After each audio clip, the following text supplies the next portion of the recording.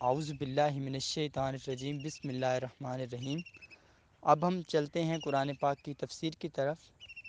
سورہ بقرہ کی 25 سے 30 آیات، 26 سے 30 تک آج ہم ان کی تشریح کرنے جا رہے ہیں، تو سب لوگ غور سے سنیے گا۔ میرے رب نے ساری چیزیں بیان کر دی ہیں۔ یہ بات میں آلریڈی اپنے لیکچر میں بیان کر چکا ہوں کہ اللہ تعالیٰ نے انسان کو کتنی بار اپنی انعاموں کا ذکر کیا ہے، کتنی بار سے اپنے انعامات بتائے ہیں کہ میں نے تیرے اوپر اتنے انعامات کیے ہیں، اتنی تیرے اوپر رحمتیں کی ہیں۔ کچھ تو عقل آ جائے تیرے اندر، کچھ تو شعور آ جائے، کچھ تو دیکھ لے۔ یاد رکھو، جیسے علی حسن روزانہ چیختا ہے،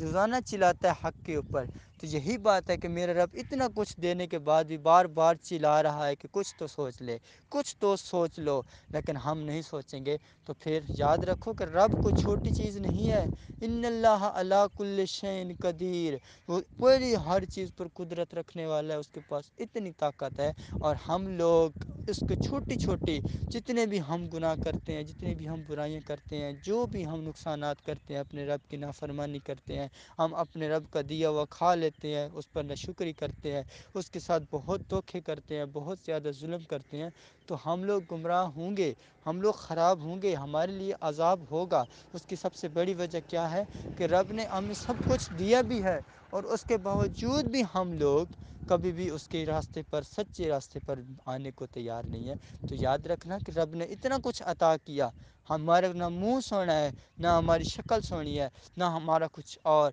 بلکہ کیا ہے، صرف اس حبیب کے منہ کے صدقے رب نے ہمیں منہ عطا کیا، رب نے ہمیں ساری قوتیں عطا کی، صرف اس حبیب کا صدقہ۔ اور اگر ہم اس حبیب کی اطاعت نہیں کریں گے، اس کی فرما برداری نہیں کریں گے، تو پھر کدھر لے کے جائیں گے اپنی نماز کو، کدھر لے جائیں گے اپنی عبادت کو؟ اگر ہم سرکشی میں گم ہو جائیں گے تو وہ تو ہمارا نہ خیال پورا ہوا کہ میرے نبی نے 17 دن تک بھوکے گزار دیے تھے، 17 دن میرے نبی نے بھوکے رہ کر گزار دیے تھے، وہ تو پھر فرمان پورا نہ ہوا، وہ تو قرآن کی بات پوری نہ ہوئی کہ اس مصطفیٰ نے اپنی امت کو ایک ایسی مثال دے دی کہ 17 دن تک بھوکے رہ گئے، لیکن کسی کے سامنے ہاتھ نہیں پھیلایا، کسی کو یہ نہیں کہا کہ مجھے یہ دے دو، یہ دے دو، یہ دے دو، بلکہ یہ نہیں رب سے مانگا مجھے دولت دے، مجھے یہ دے، مجھے یہ دے، صرف اتنا مانگا کہ اللہم اغفر لی امتی، کہ میری امت کو معاف کر دینا۔ تو یاد رکھنا، کون سی امت کی معافی رب مصطفیٰ مانگ رہا ہے؟ ان کی معافی نہیں مانگ رہا جو ظالم ہے، ان کی معافی نہیں مانگ رہا جو برے ہیں، جو بدکار ہیں، جو زرہ کار ہیں، جو خطا کار ہیں، جو سیاہ کار ہیں،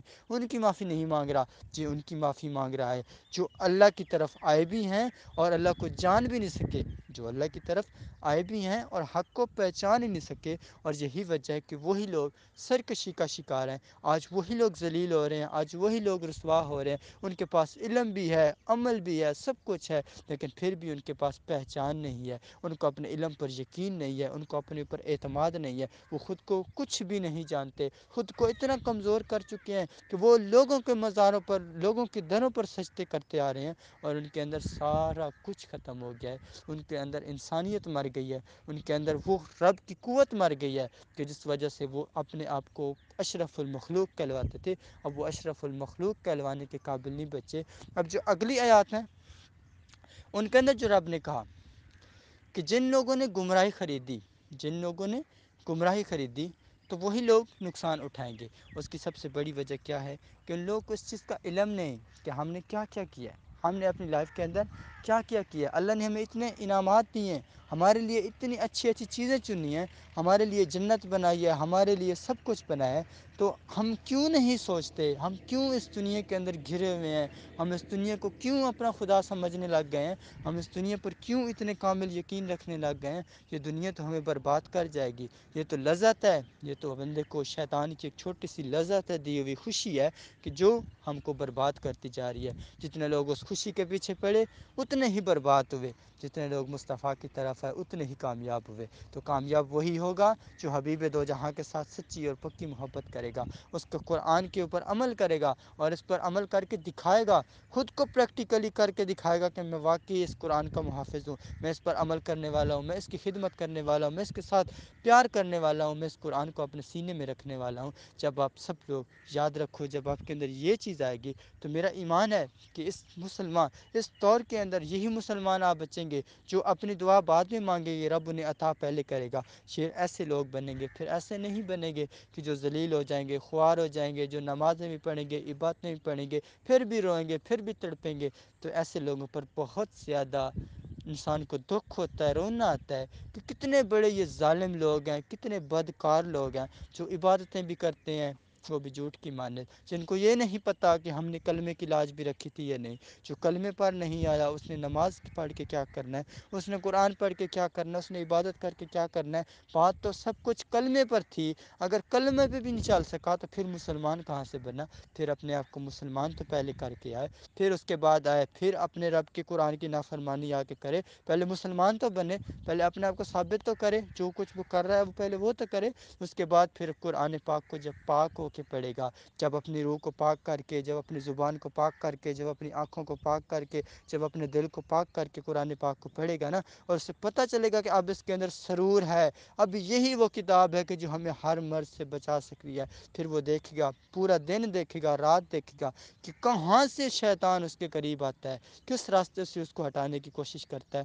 پھر اس کو پتہ چلے گا کیسے اس کے گھر میں بیماریاں آتی ہیں, کیسے اس کے گھر میں عذاب آتے ہیں, کیسے اس کے گھر میں فاقے آتے ہیں, کیسے اس کے گھر میں دکھ آتے ہیں, کیسے اس کے گھر میں تکلیفیں آتی ہیں, کیسے اس کے گھر میں بے سکونی ہوتی ہے. پھر وہ دیکھے گا کہ اب بتاؤں کہ یہ قرآن جو میں نے اپنے گھر کے اندر رکھا ہوا ہے, یہ جو خزانہ میں نے اپنے گھر کے اندر رکھا ہوا ہے, میں اگر اس کی قدر کرتا, اس کو پہچان لیتا, تو پتہ نہیں میں کہاں سے کہاں جاتا. اگر میں اس قرآن کو پہچان لیتا تو مجھے اپنے محبوب مل جاتا, اگر میں اپنے محبوب کو پہچان لیتا تو مجھے قرآن مل جاتا, میرے اندر ساری قوتیں آ جاتی. اور یہ وہ لوگ جو اللہ تعالیٰ نے اس قرآن پاک کے اندر ان کا ذکر کر دیا کہ جو لوگ اپنے رب کی کبھی بھی سچائی کو نہیں مانیں گے, وہی لوگ گمراہ ہوں گے, وہی لوگ ذلیل و خوار ہوں گے. اور جو لوگ وعدہ کرتے ہیں, اپنے رب کے ساتھ وعدہ کرتے ہیں کہ ہم یہ نہیں کریں گے, ہم یہ نہیں کریں گے, جیسے ہم لوگ وعدہ کر رہے ہوتے ہیں, نماز پڑھ لیتے ہیں, نماز کے اندر وعدہ کرتے ہیں کہ یا اللہ آج تو میری یہ مشکل آسان کر دے, میں یہ کروں گا. اب یہ ان لوگوں کی بات ہو رہی ہے, یہ ان کی بات نہیں ہو رہی کہ جو کفر پر ہیں, یہ ان کی بات نہیں ہو رہی, یہ ان کی ہو رہی ہے جو اپنے رب سے کوئی وعدہ کرتے ہیں. جیسے آپ کی کوئی خواہش تھی, آپ نے اس خواہش کو مانگا ہے, اور پھر آپ نے اللہ سے وعدہ کیا کہ یا اللہ مجھے آج یہ چیز دے دے, میں تو اس سے وعدہ کروں گا آئندہ میں برائی نہیں کروں گا. لیکن اس کے بعد وہ دوبارہ برائی کر دیتا ہے, کیونکہ وہ کبھی بھی اپنے رب کے ساتھ کیے ہوئے وعدے پر پورا نہیں اتر سکتا, کیونکہ یہ رب ہے اور شیطان اس کا دشمن ہے. اور شیطان نے اس انسان کو کمزور سے کمزور کرنا ہے. جب تک اس کے اندر رب کی طاقت نہیں ہوگی, تب تک وہ شیطان اس کو اتنا کمزور کرے گا, اتنا گرا دے گا, اتنا بھٹکا دے گا کہ وہ کبھی بھی حق کے راستے پر لوٹ کے نہیں آئے گا. اور وہ جتنے بھی لوگ اپنے رب کے ساتھ جھوٹے وعدے کریں گے, اتنا اپنی زندگی کو عذاب بنائیں گے, اپنی زندگی سے سکون خراب کریں گے, اپنے آپ کو پریشان کن حالت میں لے کے جائیں گے, اپنی زندگی کو برباد کر کے رکھ دیں گے, اپنا ایمان کو ختم کر کے رکھ دیں گے. کیونکہ اللہ کبھی وعدے کے خلاف نہیں کرتا, ان اللہ یخلف المیعاد. تو اللہ تعالیٰ کبھی وعدے کے خلاف نہیں کرتا, کوئی بھی کام وعدے کے خلاف نہیں کرتا. تو آپ یاد رکھنا, مکمل طور پر جتنا آپ کا ایمان ہوگا, کبھی آپ وعدہ جھوٹا نہیں کریں گے. جیسے یہ وعدہ کہ جب کوئی بات دنیا کی چل رہی ہوتی ہے, تو وہاں پر آپ اپنے رب کا حوالہ دے کے اپنے آپ کو چھڑوانے کی کوشش کرتے ہیں. یہ وہ چیز ہے, یہ وہ قسم ہے, یہ وہ عہد ہے جو ہم لوگ توڑتے ہیں, اور یہ جھوٹ پر توڑتے ہیں. اگر ہم جھوٹ پر بھی ہوتے ہیں تو ہم جھوٹی قسم اٹھا کے خود کو سچا بنا لیتے ہیں, کہ اپنے رب کا سہارا لے لیا جھوٹ بول کر کہ ہمیں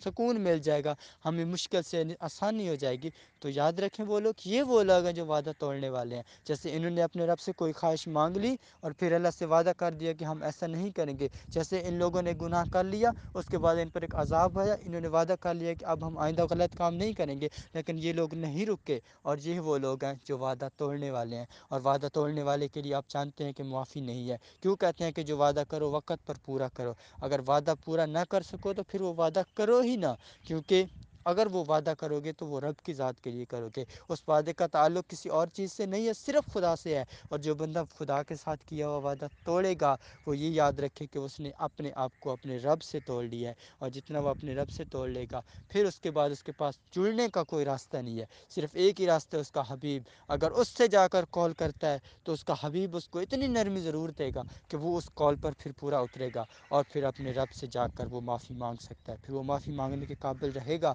اگر وہ وعدہ توڑ چکا ہے، اگر کوئی وعدہ وہ عہد کر چکا ہے اپنے رب کے ساتھ کہ میں ایسا کام نہیں کروں گا، اور اس کے بعد وہ دوبارہ وہ کام کرتا ہے، پھر اس کے لیے کوئی کفارہ نہیں ہے، کوئی اس کے لیے کچھ بھی نہیں ہے، صرف اس نے جا کر اپنے رب سے معافی مانگنی ہے۔ رب سے معافی مانگنے سے پہلے اس کے حبیب کی بارگاہ میں جا کے التجا کرنی ہے، وہاں جا کے اس نے معافی مانگنی ہے، وہاں جا کے اس نے آنسو بہانے ہیں، پھر جا کر اس کی زندگی میں سکون آئے گا۔ کیونکہ اگر حبیب کی طرف سے، رب کی طرف سے، حبیب کی طرف سے اگر یہ دعا چلی گئی کہ یا اللہ اس پہ اپنا رحم کر دے، اس کو معاف کر دے، تو میرا رب، میرا ایمان ہے وہ اس کو معاف کر دے گا۔ باقی اسے کسی مفتی کے پاس جانے کی ضرورت نہیں، کسی مولوی کے پاس جانے کی ضرورت نہیں، کسی خطیب کے پاس جانے کی ضرورت نہیں، وہ اپنے جو دل کے اندر خطیب ہے نا، بہت بڑا جو میرا رب موجود ہے نا، اس سے جا کے تلاش کریں، اس کو ڈھونڈیں۔ جو آپ نے غلطی کی، جو آپ نے سرکشی کی، آج بھی موقع ہے معافی مانگنے کا، کیونکہ یہ قرآن پاک کی تفسیر جو بیان کی جا رہی ہے، یہ اس کے اندر آپ سب کو دنیا بتائی جا رہی ہے، آپ سب کو آج کا حال بتایا جا رہا ہے، اس قرآن کی حقیقت بتائی جا رہی ہے،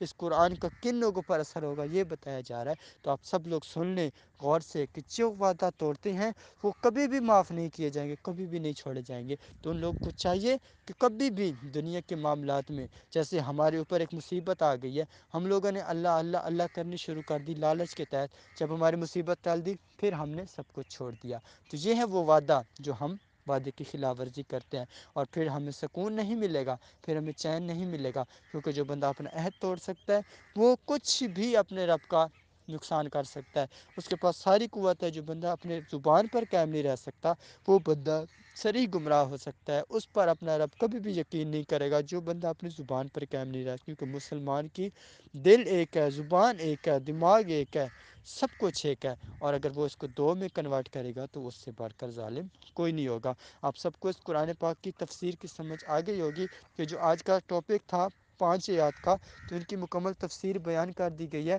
کہ آپ سب لوگ عمل کریں اس چیز پر اور فلاح پائیں۔ اللہ تعالی ہم سب کو عمل کی توفیق دے، آمین ثم آمین۔